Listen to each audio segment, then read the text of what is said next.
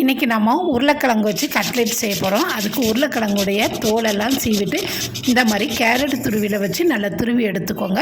இப்போ ஒரு பாத்திரத்தில் தண்ணி ஊற்றி உப்பு போட்டு நல்லா கலந்து விட்டதுக்கப்புறமா நம்ம துருவி வச்சுருக்கிற உருளைக்கிழங்கை இது கூட போட்டு ஒரு 5 நிமிஷம் நல்லா ரெஸ்ட்டில் விட்டு நல்லா இந்த மாதிரி புளிஞ்சு எடுத்துக்கோங்க. புளிஞ்ச உருளைக்கிழங்கு ஒரு 5 நிமிஷம் ஃபேன் காற்றுல உணர வச்சதுக்கப்புறமா ஒரு பாத்திரத்தில் போட்டு தேவையான அளவு உப்பு, தட்டின இஞ்சி, பச்சை மிளகா, கொத்தமல்லி இலை, வெங்காயம், 4 ஸ்பூன் கடலை மாவு, 3 ஸ்பூன் அரிசி மாவு, வத்தப்பொடி, சிக்கன் மசாலா எல்லாத்தையும் போட்டு முதல்ல நல்லா இந்த மாதிரி கலந்து விட்டுக்கோங்க. கலந்து விட்டு ஒரு 15 நிமிஷம் நல்லா ரெஸ்ட் கொடுத்ததுக்கு அப்புறமா இந்த மாதிரி உருண்டைகளாக பிடிச்சி இப்போது நான் ஒரு மூடியில் இந்த மாதிரி வட்டமாக கட் பண்ணி எடுத்து வச்சுருக்கிறேன். அந்த மாதிரி மூடியில் வச்சு மாவை ஃபில் பண்ணி எடுத்துக்கோங்க.